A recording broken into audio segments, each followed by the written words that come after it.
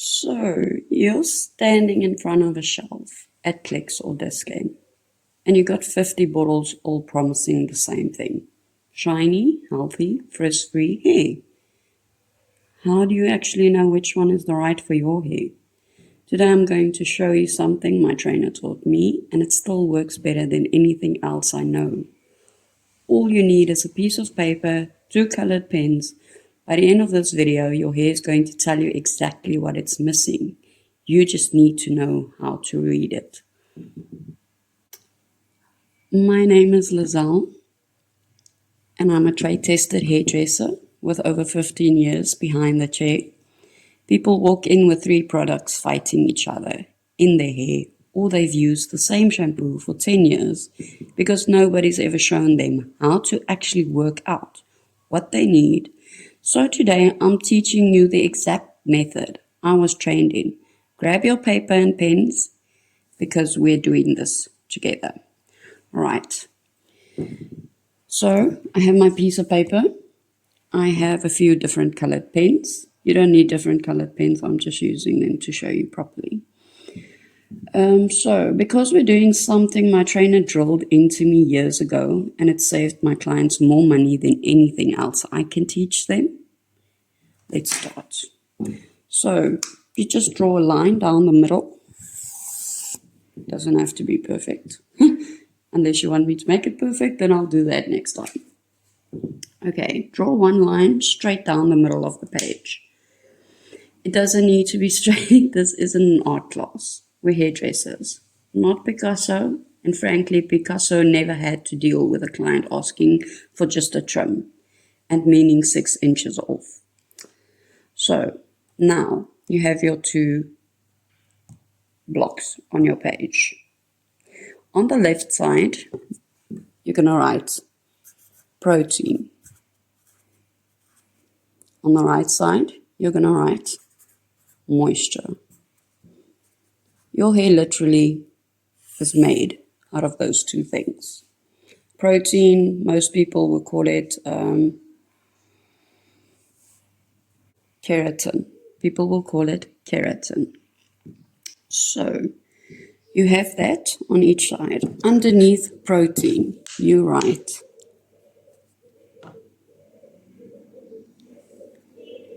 chemical. This side, you write mechanical. Mechanical. Okay.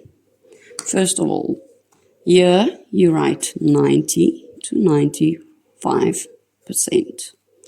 Here you write 10 to 15%. Your hair is made out of 90 to 95% protein and made out of 10 to 15% moisture. Are you with me? Right. Just a fun fact I thought you guys would like to know.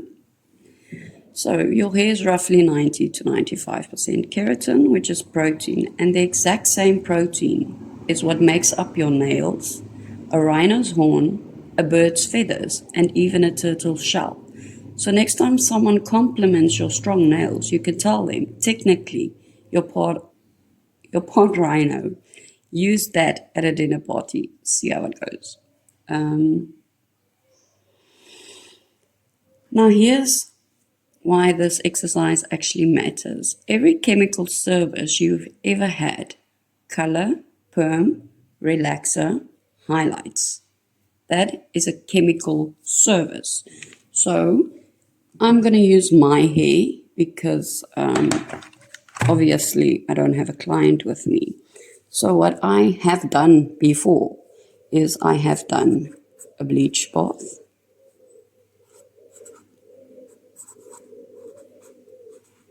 I have done color.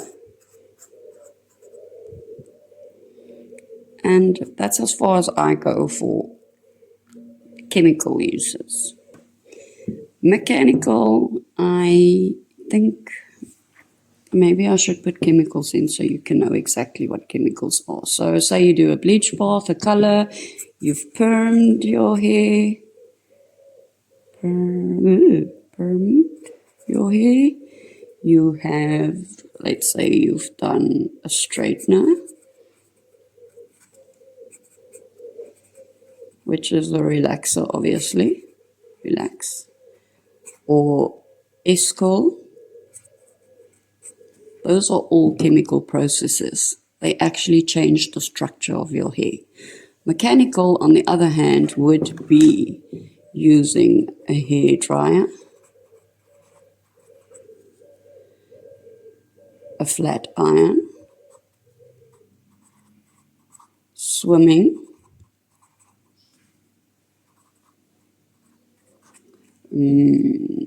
aircon, if you have an aircon at home, or office. Also, what? Hair dryer, flat iron, swimming, aircon. Oh, the sun. The sun actually does dry your hair out as well. Now, just to explain a bit, every chemical service you do or ever had works by literally breaking bonds inside the hair to change it. That's not a side effect. That is how it literally works. So every single time you process your hair, you're taking protein out of it. You are minusing protein, right? No exceptions, no gentle formula gets around this basic chemistry. If it did, it wouldn't be able to change your hair at all, and you'd have paid me a lot of money for absolutely nothing. Moisture loses ground differently, and this is where I want to explain something properly, because I use this picture with every single client. Think of your hair shaft like a roof. The cuticle is made out of, so let's say this is the roof, and these are the tiles, right? Laying over each other. So the cuticle is made up of thousands of tiny overlapping tiles, all laying flat, pointed downward. When they're laying flat like that, your hair is sealed. It holds moisture in, and it reflects light. That's the shine you get from healthy hair.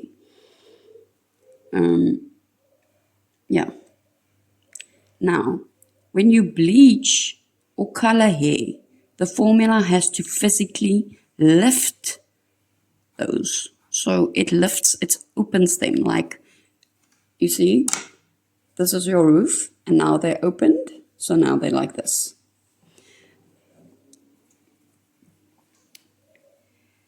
The problem is, once those tiles are lifted, they don't always sit back down flat on their own. And an open roof just lets things in. It lets things out too. Moisture escapes through those that do not close properly. Makes sense? Moisture escapes through those same lifted tiles, which is exactly why freshly colored or bleached hair feels rougher and drier almost immediately. This is where moisture-based products do their real work. They don't just add water. They help close those tiles back down, smoothing the cuticle flat again.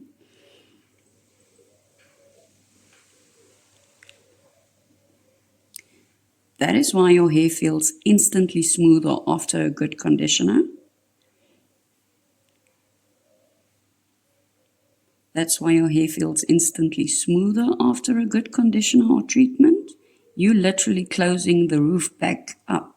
Shuts tiles means less moisture escaping, more shine and smoother service overall. Just one thing, guys. A conditioner and a treatment is not the same. You can leave in a conditioner for hours at an end. It's not going to penetrate into your hair. Conditioner is made to just close these cuticles. That's all they do. They just close them. And you can put on a conditioner, leave it in for about 5 minutes, which is already too long because it's literally just closing the cuticle, and then you rinse it out. Treatments are formulated to first penetrate into the hair and then close the shaft. So a treatment and a conditioner is not the same. They are not made to work the same. The one penetrates, that's why you leave it for 30 minutes. It penetrates, and then its last action would be to close the cuticle. Conditioner, you put it in, it immediately just closes the cuticle, so nothing penetrates into the hair. Okay. So, chemical services, open the roof, moisture treatments, close it again. Write that down too if it helps. Chemical opens, moisture closes. On your protein side, write down every chemical thing you have done. Color, highlight, sperm, relaxer, don't be shy. I've seen it all. Your hair's not going to judge you, and honestly, neither will I. I've kept bigger secrets than your box dye past phase.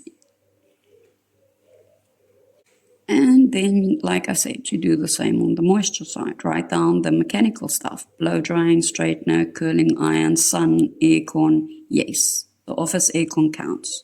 So does sleeping under one. Swimming, chlorine, and the sea.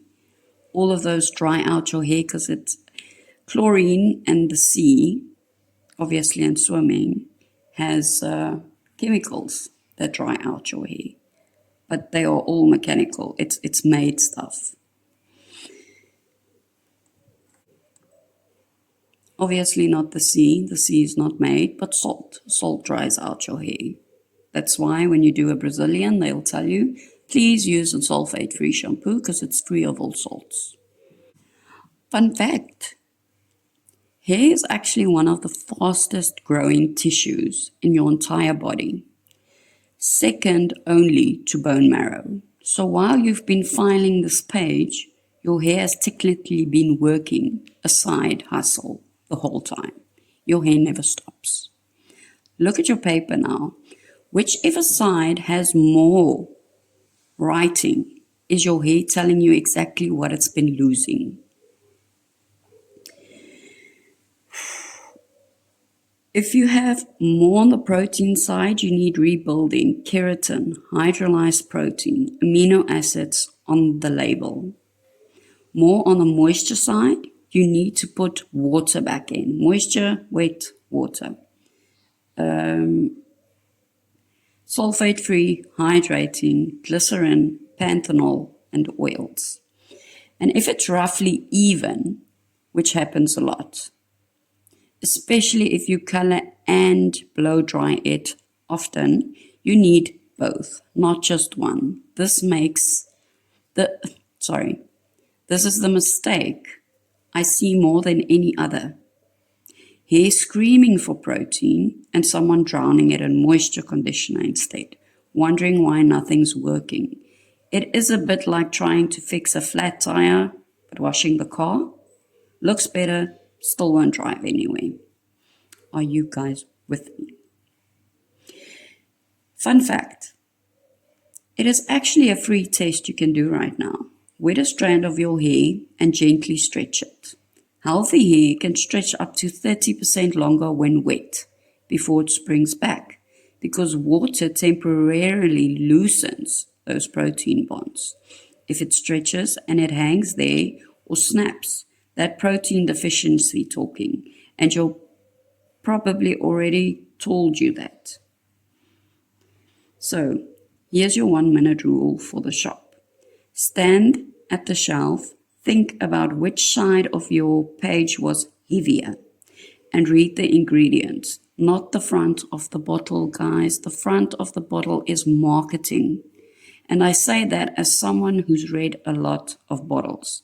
The ingredient list is always the truth. Find what matches your page, and that's what goes into your basket. No more guessing, no more buying whatever's on special and praying for a miracle. Because trust me, here's many things, but it has never once been a believer in miracles. Now, like you see, mine is on both sides. So I just wrote down so you can see what takes out moisture. So like I said, I did a bleach bath and a color, and I use a hair dryer, basically, and a flat iron, which is equal on both sides. But I do not use these every day. The thing is, as soon as you bleach or color your hair, you break the structure of the hair. The hair is damaged. It can't replenish itself. It doesn't happen. That's why hairdressers tell you to cut your ends. Yes, treatments help and make it look better and feel better, but that's also then something you would have to do weekly until your hair is cut again and healthy again. Like I said, as soon as you compromise your hair structure, it does not repair itself. Chemicals, every time you use a chemical, you minus protein. And then you do it again and you minus protein. Every time you use a mechanical hair dryer, you minus moisture, you minus moisture, you minus moisture, you minus moisture. So it's like, think of it like this. You have a cup and you keep pouring into other people's cups. Your cup gets empty. No one refills it, so it stays empty. So what I would use then is, because protein, my hair is very fine, so it obviously needs more protein. I would use a protein shampoo, protein shampoo and a moisture conditioner. You are allowed to alternate. You are allowed to use moisture shampoo and moisture conditioner. Why I'm using protein shampoo and moisture conditioner is because the chemicals, I have taken out too much. So protein shampoo, what shampoo does then, it opens the cuticle again. Shampoo is not supposed to be just, first you give it a light wash just to get the oil off. Then a second wash. Both times you only need a little bit of product, because it's not necessary to use one bottle on one head. So what the protein does then, the shampoo opens the cuticle, it gets into the hair shaft and it does its work. Then I rinse it out. The moisture conditioner puts in that little bit of moisture and locks my cuticle, because I have fine hair.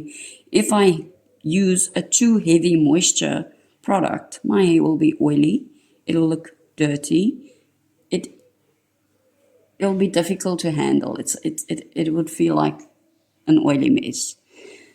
If you have on both sides, you can choose which one do you use more, and you can alternate the shampoo and the conditioner. It depends on what your hair needs. Everyone's is different. No one's would have all of this, because I can't imagine you having hair and doing all of this. So guys, this is also only to help you to buy smarter, so that your products work for you, so that you don't waste money. One more thing, there's a line between what this page can guide you on at home and when you actually need someone qualified to look at your hair. If you're trying to lift color more than 2 levels, fix a box dye disaster, or your hair is breaking off rather than just feeling dry, that's not a product problem anymore. That's structural, and no bottle can fix that. I do home visits here and dispatch surrounding areas for exactly that reason. So to recap, draw your line, fill in your chemical and mechanical history, see which side is heavier, and let that tell you what to actually buy. No more guessing at a shelf.